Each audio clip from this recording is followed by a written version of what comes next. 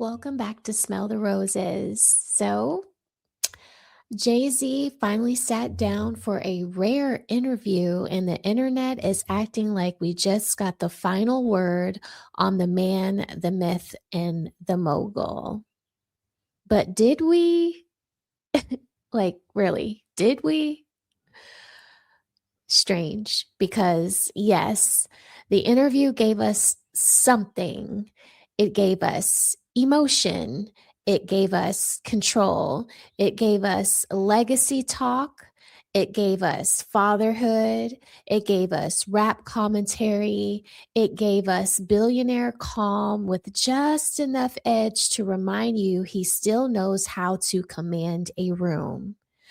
But what it did not give us was pressure. And that matters because when a man at Jay-Z's level speaks, especially after years of strategic silence, the real story is not only what he said, it is what he was not asked to say. Today, I want to get into what was missing from that interview, why those missing questions matter, and why celebrity journalism too often lets powerful men narrate themselves instead of actually being examined. So let's start fair. Jay-Z did not completely duck everything. In GQ, he spoke about the civil lawsuit that accused him of SA. He said the ordeal made him deeply angry, and GQ noted that the accuser later dismissed the case with prejudice. Reuters also reported that the case was voluntarily dismissed with prejudice on February 2025, meaning it cannot be refiled. He also talked about the NFL backlash and argued that partnering with the league created room for cultural influence and social impact work through Inspire Change. Okay. He praised Kendrick Lamar's Super Bowl performance, said Kendrick was brave to perform newer material on that stage, and argued that rap battles in the social media era now go too far, especially when families and children get dragged into it. He spoke warmly about Beyonce, his kids, and the meaning fatherhood gives his life. He also framed 2026 as all offense, signaling a return to visibility after years of relative quiet. So, no, this was not a nothing interview, but it was still a managed interview. And the first missing question jumps right out at me.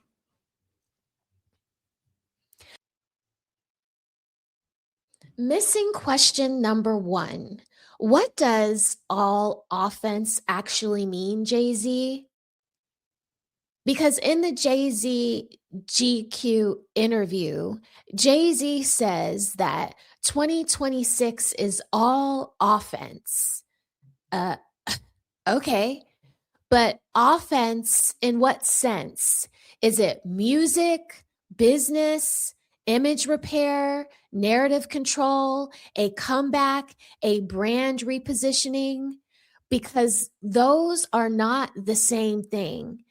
If a public figure tells me he is done playing defense, then my next question is simple. What are you moving toward, and what are you trying to overwrite? That question matters because all offense sounds powerful, but it is also vague enough to be useful PR. It lets the stands project whatever they want onto him. New album, cultural reset, vindication, billionaire wisdom era. Pick your fantasy, boys. A tough interview would have made him define the phrase. Are you making music because you have something urgent to say, Jay-Z? Or are you stepping back outside because the public weather has shifted and now it is safer to re enter the conversation? That distinction matters because reinvention is one thing and reputation management is another. Missing question number 2.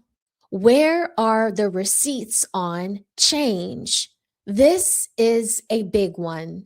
Jay-Z defended his NFL deal by saying there was a moment to get inside, affect change, and bring culture to the stage, while also pointing to inspire change.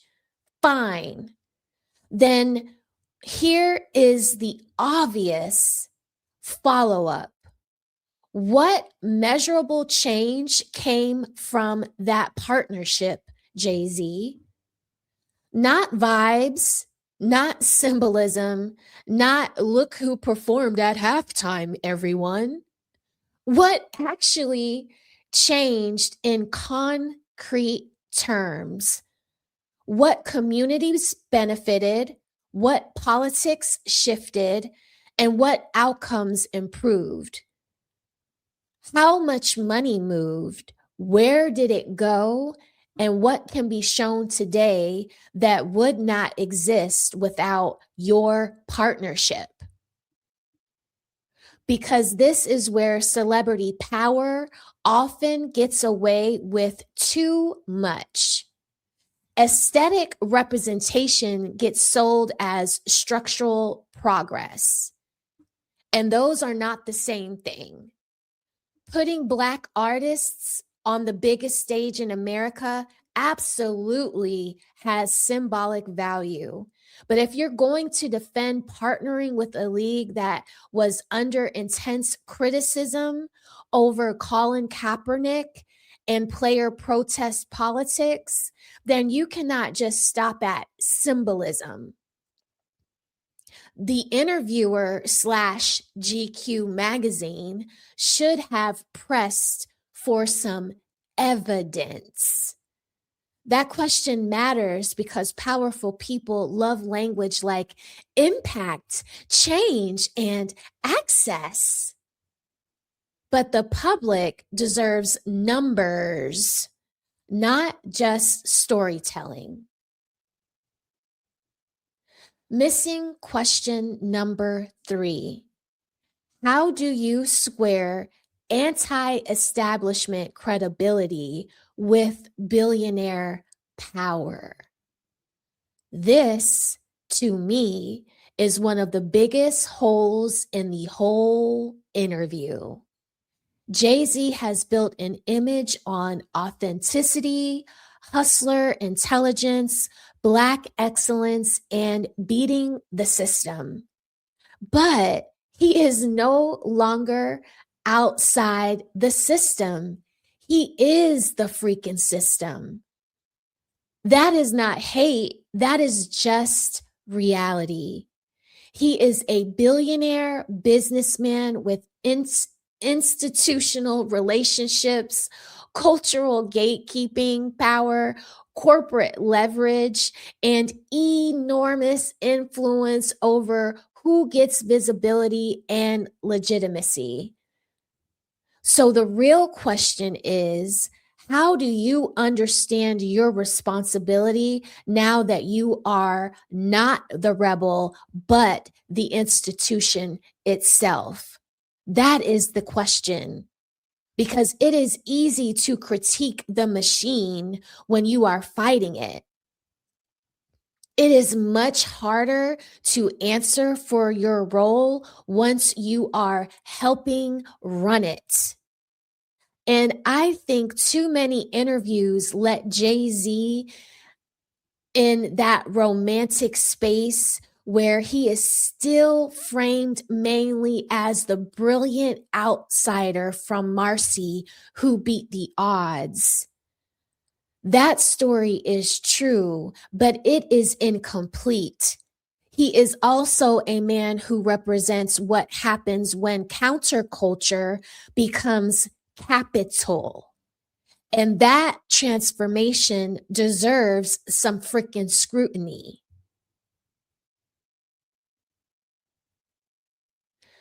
Missing question number 4. What does accountability in hip hop actually look like now? Jay-Z said the Kendrick Drake battle went too far and suggested maybe battling does not need to be part of the culture anymore because of what social media turns it into. Boo hoo. That is an interesting point coming from Jay-Z, isn't it? But the interviewer should have gone further because if battling is no longer healthy, then what replaces it, Jay-Z? What does accountability in hip hop look like when everybody is powerful, everybody is online, everybody has a fan army, and nobody wants criticism unless it comes packaged as stan warfare? That's the deeper issue. Rap has always had conflict. Rap has always had ego. Rap has always had competition. So if Jay-Z is saying the old model no longer works, then the next question is, what is the new model? Constructive competition? More collaboration? More grown man honesty, an actual mentorship, stronger norms around families being off limits. He opened the door to a serious conversation here, but the interview mostly let the thought sit as a wise elder observation instead of turning it into something sharper. And that matters because Jay-Z is one of the few people in rap who can speak as an artist, executive, elder, and architect of the modern industry all at once. If he is going to say the culture needs something different, then people should ask him to define what different looks like.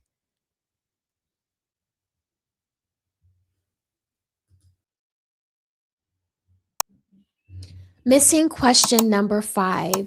What responsibilities do gatekeepers have in an era of scandal? Let me be careful here. The GQ interview did address the lawsuit against Jay-Z and his anger about it, and the underlying civil case was dismissed with prejudice, excuse me. But the broader entertainment industry is in an era of public distrust, scandal, and questions about who knew what, who protected whom, and how powerful circles operate. AP's reporting on their original lawsuit also placed Jay-Z's accusation in the wider context of multiple sexual misconduct allegations against Sean Combs, who has denied those allegations. But a serious interviewer could have asked,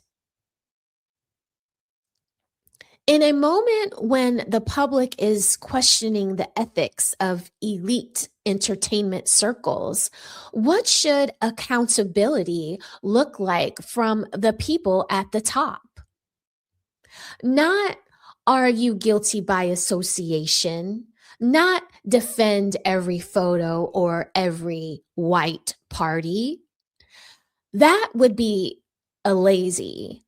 I mean, a real structural question, what do moguls owe the public when trust in the industry has been eroded?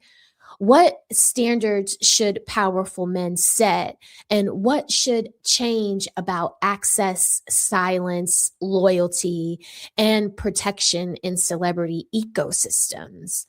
That question matters because Jay Z is not just a rapper. He is one of the architects of modern celebrity capitalism in music.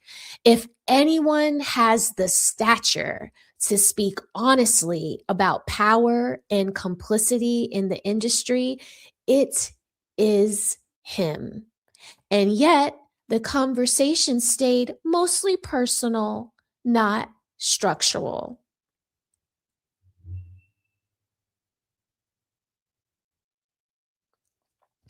Missing question number 6. What do you regret? No, like for real, Jay Z, what do you regret? This is the emotional question that never quite came.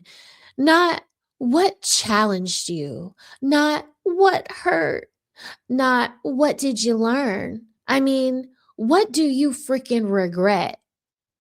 Not from the perspective of branding, not from the perspective of legacy, not from the polished 444 mature man register. I mean, real regret. A name, a deal, a partnership, Damon Dash, a feud, Damon Dash, a silence, Aaliyah, a moment where you had power and used it wrong or did not use it at all, because that is where an interview becomes human. Jay Z is brilliant at controlled vulnerability. He gives you just enough to feel depth without losing command. That is part of why he remains compelling. But regret is harder than reflection. Regret does not let you stay above the material. Regret pulls you into it. And that is what we did not get. Why those missing questions matter. Let me just say this plainly. This is not about gotcha journalism. This is about proportion.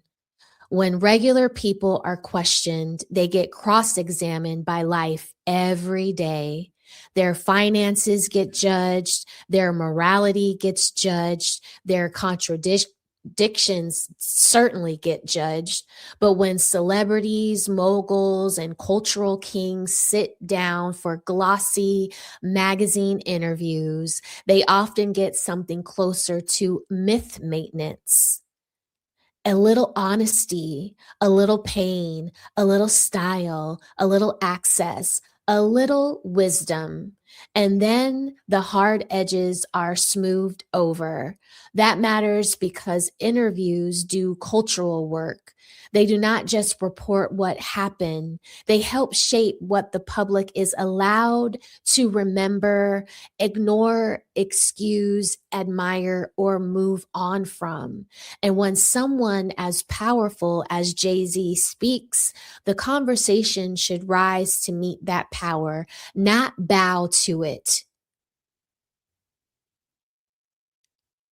So, yes, Jay Z's latest interview was interesting.